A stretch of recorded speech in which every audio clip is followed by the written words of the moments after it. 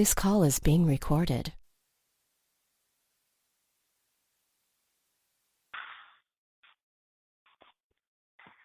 Hello?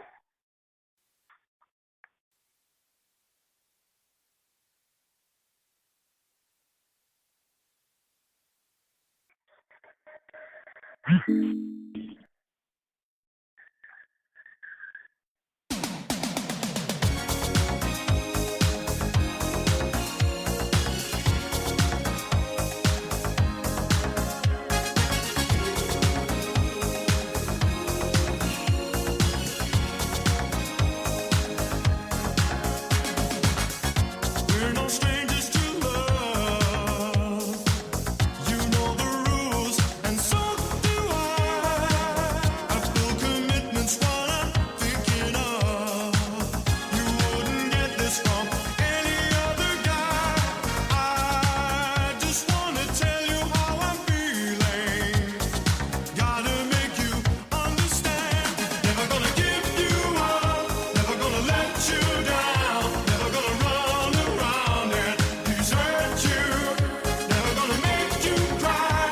Never gonna say goodbye. Never gonna tell a lie and hurt you.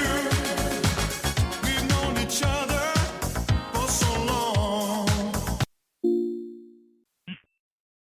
Well, hello, everyone. I want to welcome you all back to part 2 of my interview with Virginia. So if you missed the last one, just to kind of get you up to speed, we were discussing how the issues that she had in the past with her husband, with her ex-husband, and how it's affected her right now. It's caused her a lot of financial struggle. It's caused her a lot of frustration. It's caused her a lot of somewhat depression and just basically not living life to her fullest right now. And so we talked about the problem, and I just want to start off by letting you all know that I'm a huge advocate of just spending a small percentage of time on the problem and the majority of the time on the solution. So that's why you're not going to hear us talk too much about the problem anymore, because it's been said. It's been released. She let it out. She shared her truth, her story. Remember what I said. This is her story as far as her perception of what transpired and how it made her feel and how it affected her life. So this is her truth. And nobody can take her truth away. That's what she experienced, and that's what she feels.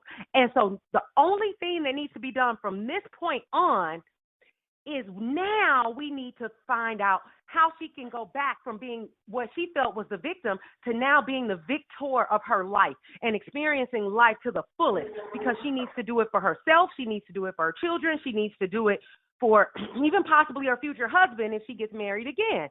So without further ado, I want to first just welcome you back, Virginia, to part 2. How are you today? I'm well, thank you. Thanks for having me. Good. Okay, and so what I want to do is, when I first bumped into you after we hadn't seen each other for some years, and I first bumped into you, and, you know, you were sharing the story that you just shared with us on the last recording. You were sharing that with me, and I was watching your body language. I was looking into your eyes. I was just kind of basically summing the whole story up in my head as far as what you were telling me versus what I was seeing you show me as far as your emotions and your gosh, what is it? Almost like just your state of being at that time. I'll never forget that I was just blown away, because my first thought, and I looked at you and I'm like, oh, no. Like, you can't stay in this state. Like, you are living the problem over and over and over every day. Like, it's like a nightmare that you never leave. Like, how did you realize at that time, like, that it was that obvious? Oh, I wouldn't say that it was necessarily that I noticed it was that obvious, but I do feel like it's a problem that I have trouble escaping, and I want to get past it. That's good. And I'm having a hard time getting past it. Okay. All right. And I think it's just, Okay. it takes time and it's a process, but, you know, it's really hard, really, really hard. Okay. So I'm glad you said that because, again, you're speaking what you feel is your truth. And I want to say this because I know that it can help so many people. Okay, guys, every day we think 60 to 80,000 thoughts per day. And we don't just think random words. We're not walking around just saying bird, house, sky, stars, car, food. We're not walking around just saying random words. As we think 60 to 80,000 thoughts, they are really a culmination of a lot of our beliefs. Okay? A lot of the stories that we're painting and telling ourselves every day. So just like if you were to sit down and watch a movie, you're looking at a story and it's almost like they suck you into the story because they play on your emotions. And so you feel like you're the character. And so if it's scary, then that's why your emotions feel scared. If it's an adventure movie, that's why you feel the adrenaline rush. It just is how it is. And that's how we're wired as human beings. So one thing that you have to be very careful of, if you're walking around and you're telling yourself a story every day, you got to be careful at the story you're telling yourself. And most of the stories that we tell ourselves come from what we believe, our beliefs. And remember, if you guys follow me, then you know I'm a huge fan of finding out what your limiting beliefs are so that we can uproot them out of your mind and consciousness so that they don't sabotage your life anymore. Because we're telling ourselves stories every single day, moment by moment by moment by moment. Either the stories are building us up and attracting into our lives more happy stories to match the stories we're telling ourselves, or we're telling ourselves depressing, sad, frustrating, angry, stressful stories that's causing that to attract more of that into our lives. There's nothing in between. We're telling ourselves either stories that's building us up or tearing us down, point blank, period. So that's why you have to be careful with what you think, because what you think becomes your words becomes your actions become your habits become your life. So with that being said, I pay attention to, I'm like the word radar. And so I pay attention to words. And so when people talk to me in just 5 minutes, that's why I like doing strategy sessions where I'm able to talk to somebody. It's a 20-minute strategy session, a free strategy session that I do, because in that 20 minutes, I can sum it all up. It may be a mystery to you, but in that 20 minutes, I can sum it all up real easily for you. Problem and solution. It's very simple. Number one, it's always going to be simple for somebody who's outside of the situation. So you're very, very close to the situation. So it's more personal to you, and it's more and so it's more highly emotionally charged for you because you're right there living that story. But for me on the outside looking in, obviously I can look at it from a different viewpoint and help you think clearly through it, because I don't tell you your truth. I just help you to tap into the best version of yourself so that you can overcome it better. That's it. I'm just a catalyst. I always like to tell people I'm a catalyst for change. That means I help to ignite the change that's already within you. The answer is already within you. The solution is already in you, because we are wonderfully made. We're magnificent creatures. And so with that being the case, all I do is just to help ignite it so that you can see it for yourself and live it for yourself and experience it for yourself. So one of the things I just noticed when you were talking, you said two things that's sabotaging you already in one sentence, two sentences. You actually said two sentences, two things that's sabotaging you right now. You said it's going to be a long and arduous. I threw in arduous. You didn't say arduous. You said long, but I just wanted to throw it in for effect.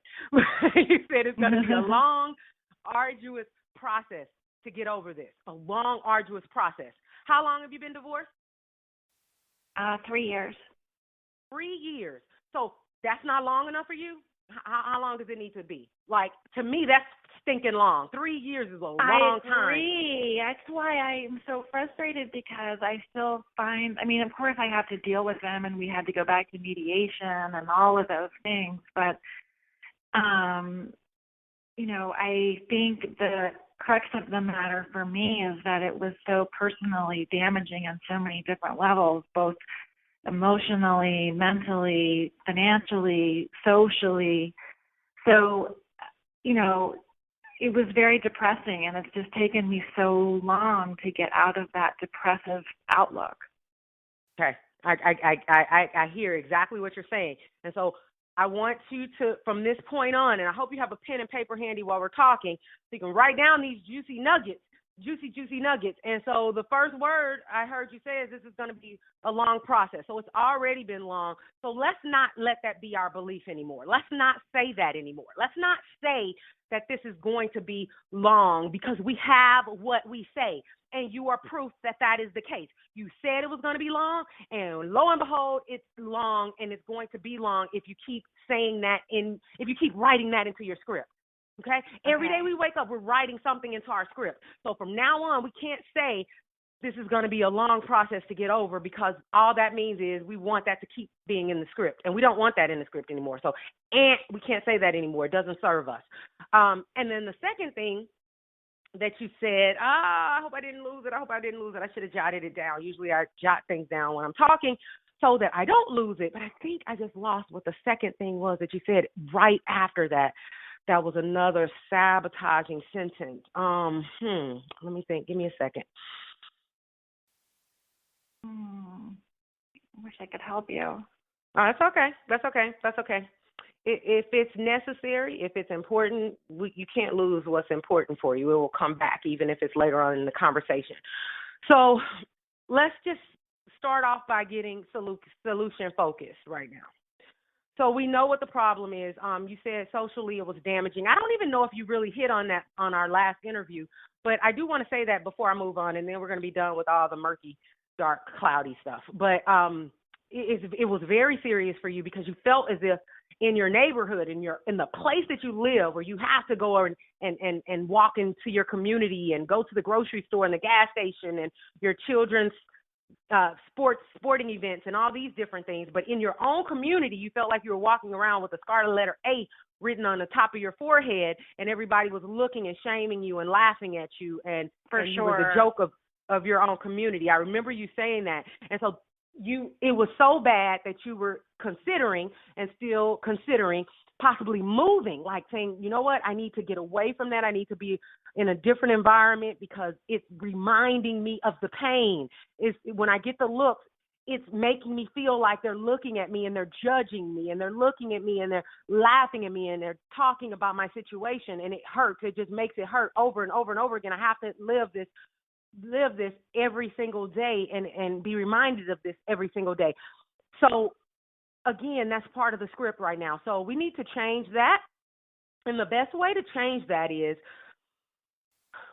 we have the ability to, when we think something, the brain doesn't know if it's real or imagined. So right now, if you think of a pink Mustang, if you think of a pink convertible Mustang, right now, if you picture it, and let's just say you hop in it and you're driving it down the street, the brain doesn't know if it's real or imagined. It doesn't know the difference.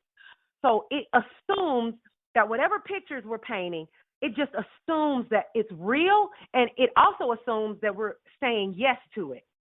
So one of the things that you want to make sure you're painting a picture of is you want to just, it's almost like, and Virginia, I know you can tap into this easily. Some people can tap into this a little more easier than others. And I know you're one of those that can do this, especially if you focus on it. It'll get natural. It's not going to feel natural at first, but it'll start to feel natural. And what you want to do is you want to have an imagination of a child. That's why you can take a child that's in the most destitute situation, and you can watch that child, and they're still smiling and they're still laughing. They don't know the heaviness or they don't know like how negative or destructive or toxic the situation is that they are in. It doesn't matter if, you're just taking a child that's living in Africa and they sleep on a dirt bed. Like, they don't know how, they don't feel the heaviness of it like you as an adult, who now you use more logic, and you use the logical side of your brain more than the creative, imaginative side. So in your eyes, you're judging it as the worst thing in the world. But to that child's eye, they still smile, they still laugh, they still dance, they still see the sunshine in things. They still see the hope in things and the promise in things.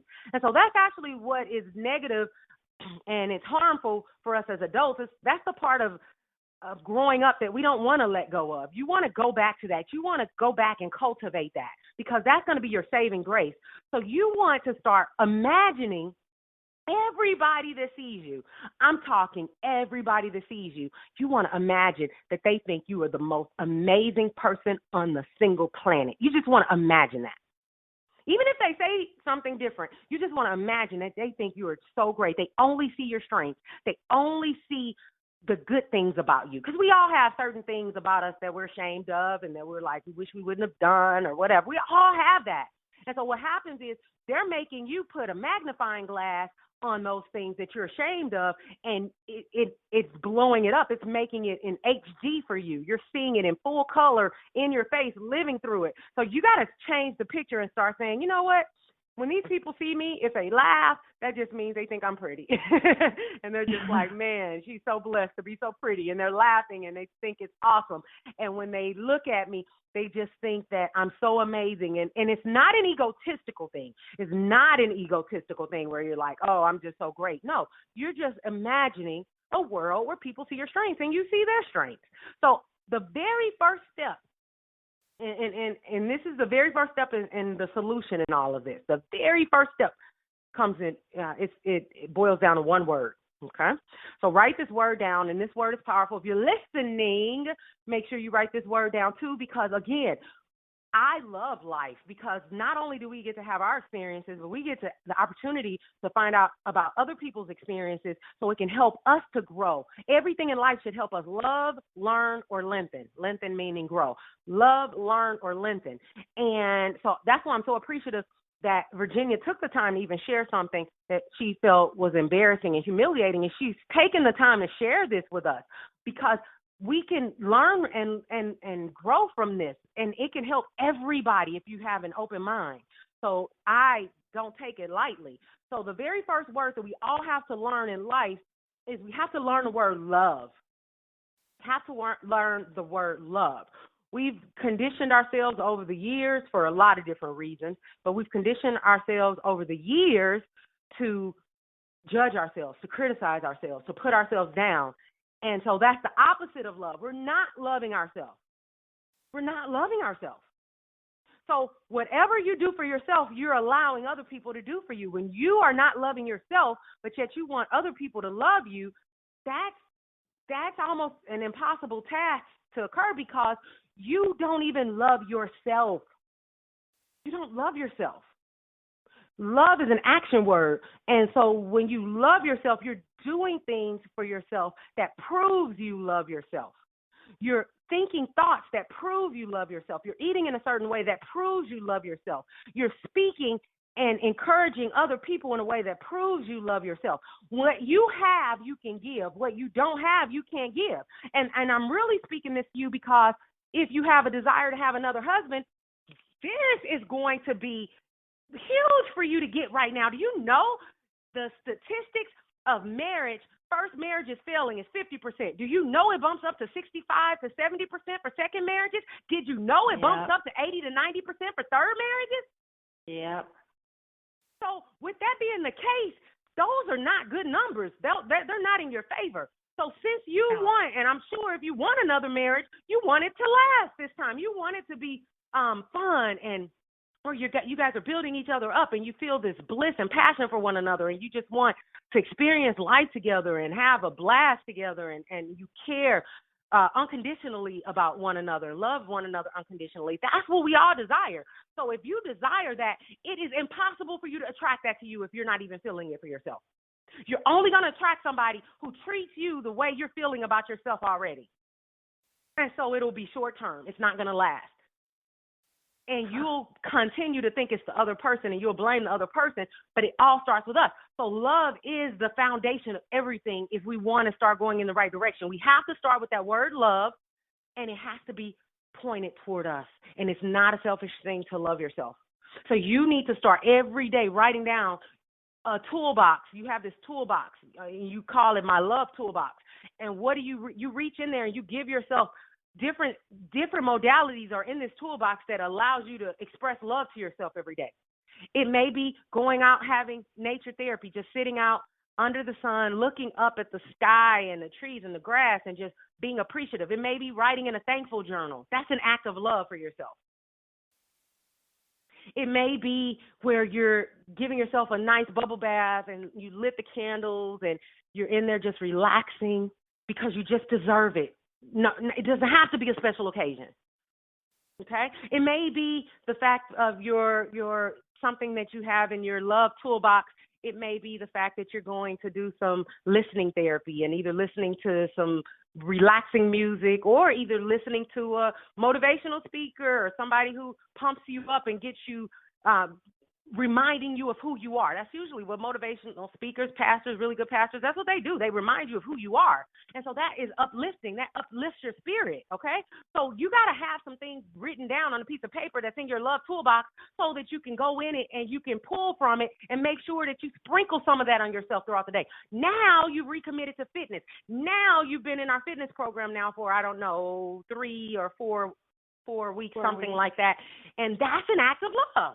So that's something you're doing, and you stop that at first. These are things that when people are at their lowest, they stop the things that can help them the most. That's right. They go away from the people who could show them love. They go away from the different activities that they were doing at first. They literally go and put themselves like in a hole in a corner somewhere, and it gets worse and worse and worse, and that they feed the negative monster. They feed the negative thoughts. They feed the negative script. And that's why things get worse. And the worse it gets, it's almost like you're building this thick spider web. And the thicker it gets, the harder it is for you to get out. That's why you keep having those same repetitive thoughts over and over and over again. And it feels like it's going to last forever. And keep in mind, I heard you say something earlier. You mentioned that, you still have to go to court and you still have to do some things where, this isn't over as far as it's not just over and done now so you can just move on and not think about it completely. You still have some court and things like that. But guess what? You have the power of your brain. Nobody can take that from you. Nobody can come and repossess your brain, your mind, your consciousness. So you have the power, even within that, to look and think to yourself and say, I see this going in my favor. I want this to be over. I desire it to be over. So I just see it being over. And I see that it turns out better than I could have even imagined. That's possible. Life is about possibilities. There's limitless possibilities. It can turn out any kind of way. So why think about it turning out in the worst way? If there's 100,000 possibilities, which there's way more, but if there's 100,000, why think about the possibility of the worst case scenario? Why think like that? It's not going to serve you in any way. And I know that's what you do because you're like, but what if this happens? Then I'll have to do this. Oh, what if this happens? And that is a word it's an F word, and you need to write this down, called fear. Fear and doubt are brothers, okay? Fear and doubt are brothers. And when you have fear and you have doubt, that means you are praying for what you don't want. You are worrying about what you don't want, and you're being a magnet for what you don't want when you allow fear, worry, and doubt to take over you. And you think about worst case scenario. That means that's the picture on your movie screen of your life going on right now. And what did I say earlier? Your subconscious doesn't know if it's real or fake. It just assumes it's real. And that's what it makes your reality every single day. So let's go ahead and talk about, we're going to wrap this up real quick. Now that you know the foundation is love, now that you know the culprit is fear and doubt, now we're going to talk about the solution that you can do in just a very, very, very, very small amount of time every day. Some of the solutions to everything in life, I don't care if it's weight loss, depression, stress, anger, I don't care what it is, the solutions are always the most simple. And that's why people, they expect the secret to be something like big and crazy and something that they've never heard of before. But usually they're very, very, very simplistic. But you got to be consistent with it. They're very simple, and these are universal laws.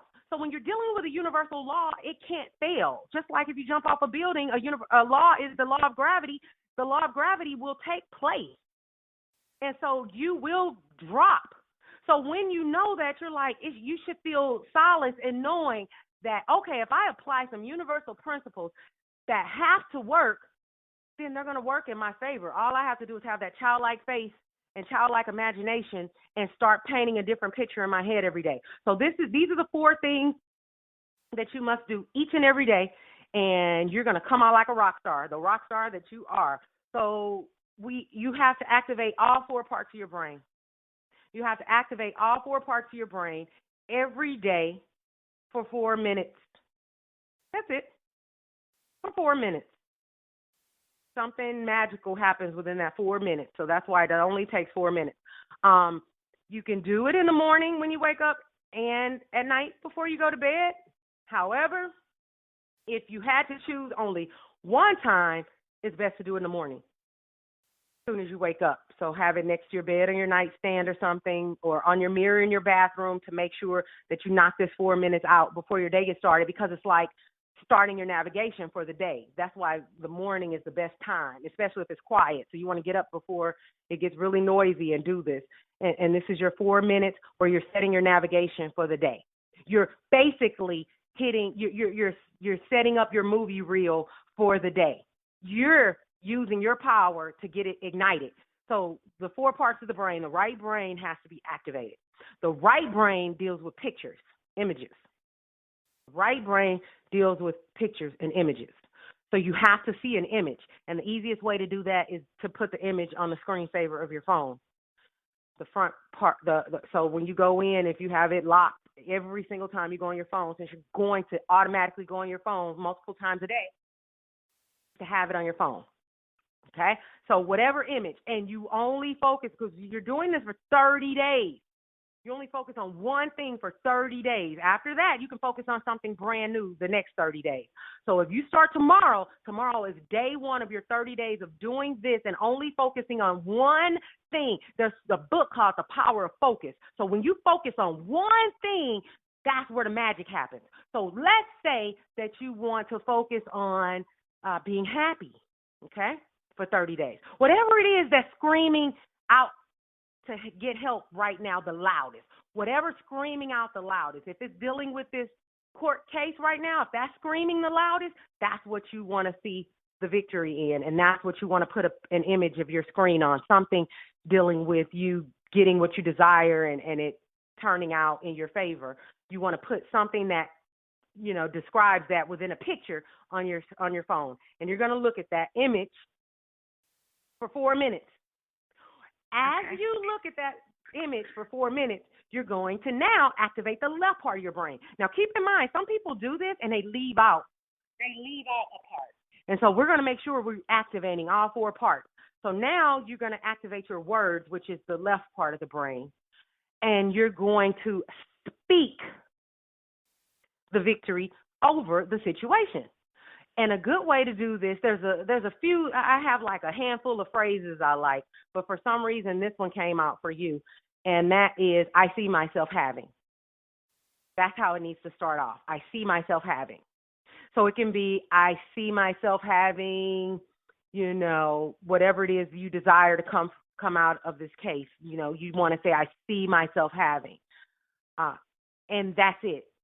The subconscious won't fight you over a statement that says, I see myself having, because it's very subtle. It's a sneaky way to bypass the subconscious that sometimes, again, tries to sabotage you from getting what you desire, because it tries to remind you of those limiting beliefs and all that stuff. And so you sneak past it when you say, I see myself having, and then fill in the blank. All right, let's knock out the last 2. Step 3. I'm going to give you the last 2 at the same time for a reason. Step 3 is activating the brain stem, which is physical stimulation / action, okay? And then step 4 is the midbrain, which are emotions. Step 4 is the midbrain, which is emotions. Okay, so, and the reason why I had to give you both is because the emotions come in play when you're doing the first 2, images and words. So when you set your, and this is actually what I do, I set my timer. Everybody has a timer on their phone. I set my timer on my phone, and I look at the image, and I speak the words, and I say the words over and over and over. I see myself having, and you want to say it loud. If the kids are asleep or something like that, then you can act like you're saying it loud, like, I see myself having. So it's almost like you're whispering, but you're whispering really loud. And the reason why you got it, I coined a term called scream formations. The reason why you want it to be loud is because anything you do loud, it causes emotions to get stirred up in you, negatively or positively.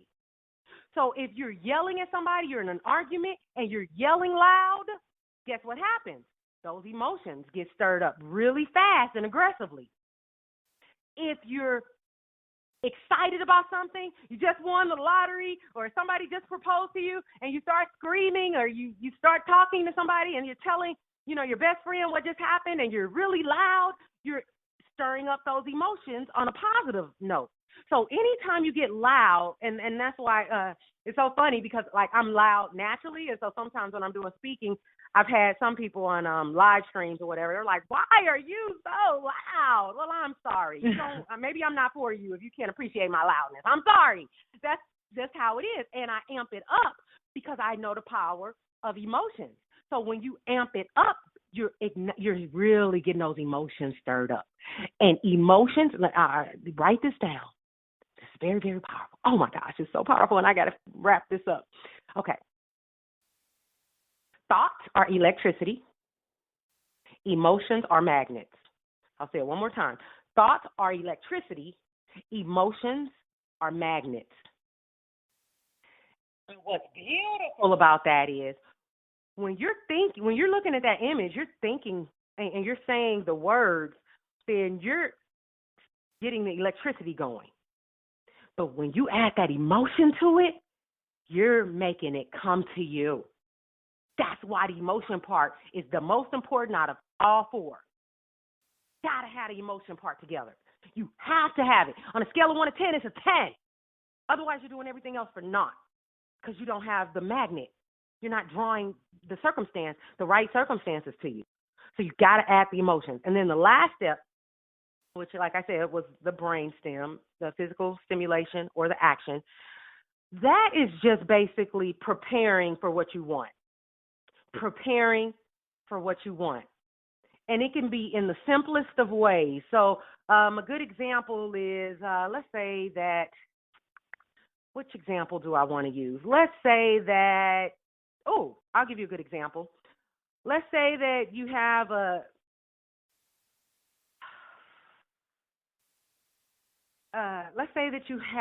oh gosh, there's so many good examples for this, but I want to make sure that it's very clear and concise so that you get the picture. Let's say that you go out and you apply for a job.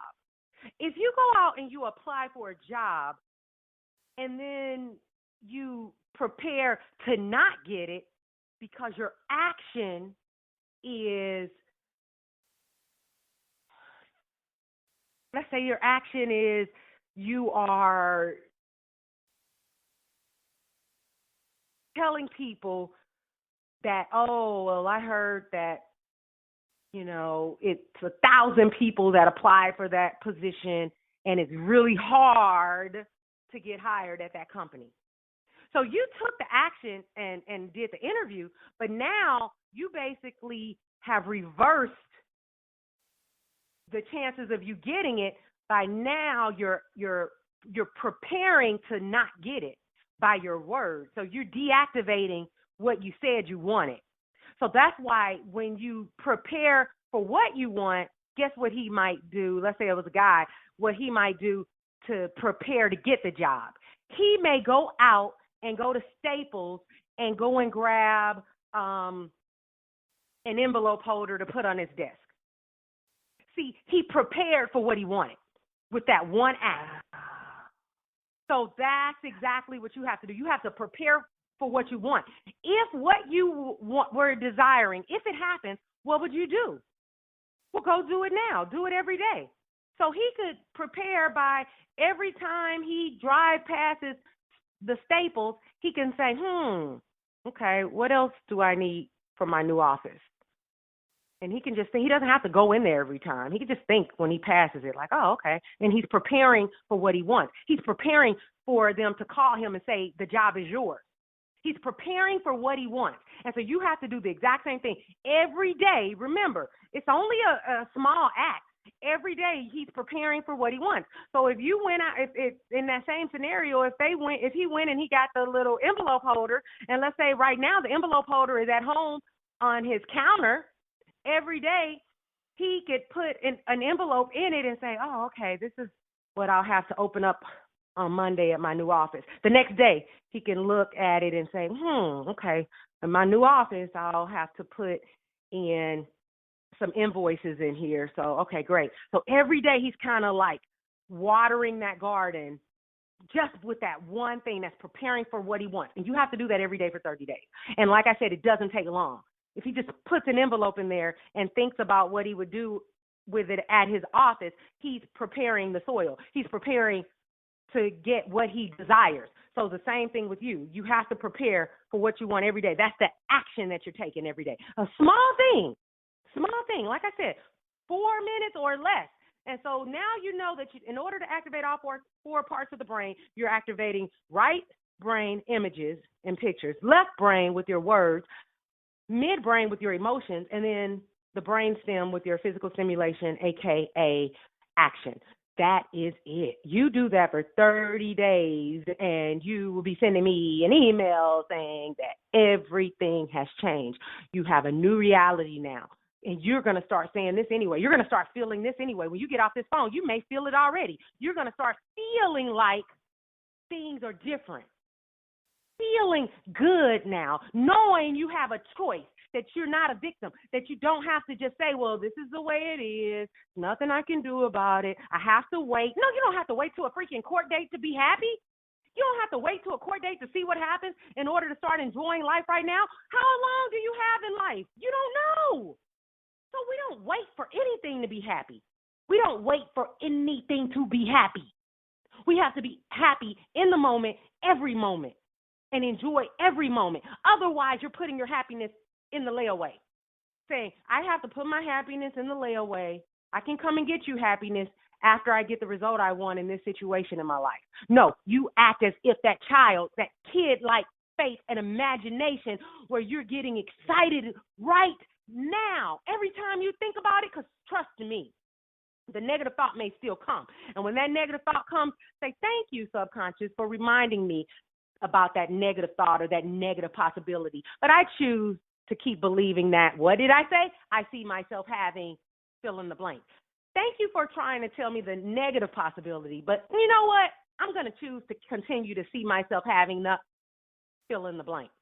How does it make, what are your thoughts right now, Virginia? I just laid down the whole map for you. What are your thoughts? What's going through your cranium right now? Well, it seems so obvious, and it's so funny that I really was playing all these bad tapes in my head. I was saying things over and over, and you're right. And I never thought about the importance of preparing for the good. And I know that with like Olympic athletes, they will have them close their eyes and envision themselves successfully winning and getting a gold medal. Well, I think I haven't been doing that. I've just been watching what happened and wallowing in that instead of trying to prepare for the good. Wow. You're not alone. That's what most people do. So I am so thankful. I just want to, again, thank you so much for being open and honest and sharing your story with each and every one of us. And we can all apply it to something in life, guys. So if you're listening, then I just highly encourage you to think about that one situation in your life right now that is screaming for attention. It's screaming to be transformed, and you are the only one that can transform it. So use the information that we were all, as I mentioned last time in the last interview, we're all working on something. Somebody may be working on the windows in their home. Somebody may be working on the floor. Somebody may be working on the garage. We're all working on something. And so as we work on the different things that pop up in our lives, then just feel good in knowing that you do have more control than you think. And it does start with love. And then it starts with activating the 4 parts of our brain. And then it starts with just expecting and imagining like that child, the best case scenario on everything and feeling good. We got to continue to feel good every day. We got to continue to paint the right stories in our head every single day, or else we will continue to succumb to the same old stories, new people, new characters, but the same old stinking sorry storyline. Point blank, period. It's just as simple as that. So again, guys, I want to thank you, each and every one of you, for taking time out to listen to this. I hope it blessed your socks off, and I hope that you will also have testimonials to email to me and let me know how it changed your life and how you were able to transform an area in your life that you've been struggling with for so long and moving on to your victory. So until next time, guys, R3 for Live, reverse, try and rebuild your body and mind. Bye. Bye. Thank you.